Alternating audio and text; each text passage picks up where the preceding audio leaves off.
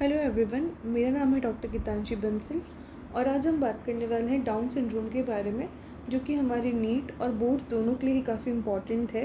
So let's go.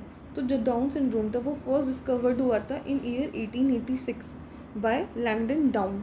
ये एक genetic chromosomal disorder है जो कि हमारा जो 21st क्रोमोसोम होता है उसके ट्रिपलिंग होने की वजह से होती है। तो एक एडिशनल कॉपी आ जाती है क्रोमोसोम नंबर 21 की, उसकी वजह से ही डाउन सिंड्रोम होता है। तो अब ये जो एडिशनल कॉपी आती है वो कैसे आती है? तो सपोज़ जो हमारे क्रोमोसोम्स हैं, जब गेमेट बनते हैं तो क्या होते हैं, जो क्रोमोसोम्स होते हैं उनमें सेग्रीगेशन होता है, बट 21st क्रोमोसोम का सेग्रीगेशन नहीं हो पाता है, चाहे वो फीमेल में हो या फिर वो मेल में भी हो सकता है। उसी की वजह से किसी पर्सन को डाउन सिंड्रोम होता है।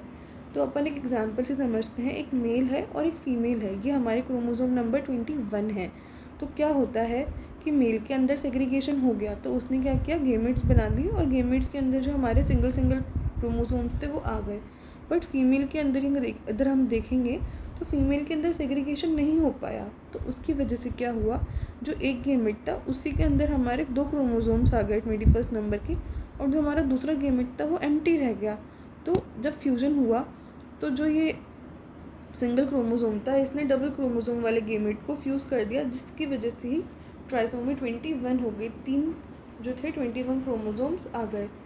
तो रीज़न फॉर डाउन सिंड्रोम है हमारा फेलियर ऑफ सेग्रीगेशन। अगर हम अब देखते हैं कैरेक्टरिस्टिक्स क्या क्या हैं, कोई बच्चा अगर उसको डाउन सिंड्रोम होता है किसी पर्सन को, तो उसके अंदर क्या क्या हमें देखने के लिए मिलेगा।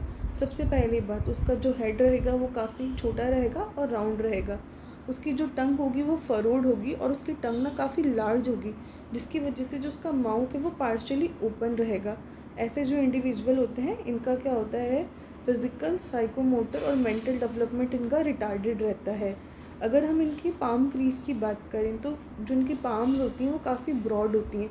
तो हमारी जो पाम क्रीज़ होती है वो एक एंड से लेके मिड लाइन पे जाके कहीं ना कहीं ख़त्म हो जाती है, बट इनकी जो पाम क्रीज़ होती है वो इस एंड से ले जाके पूरे हाथ के जो दूसरा एंड तक वहाँ पे रहती है। तो इनकी जो पाम क्रीज़ होती है वो काफ़ी ब्रॉड होती है। और ऐसे इंडिविजुअल्स की क्या होती है, हाइट भी काफ़ी कम होती है। ऐसे इंडिविजुअल्स कई बार बच्चे पैदा कर सकते हैं, बट कई केसेस में ये जो इंडिविजुअल्स होते हैं वो स्टेराइल होते हैं। So that is it for down syndrome. You can save it for future. अगर आपको कोई भी डाउट है तो आप कमेंट में पूछ सकते हैं। ओके।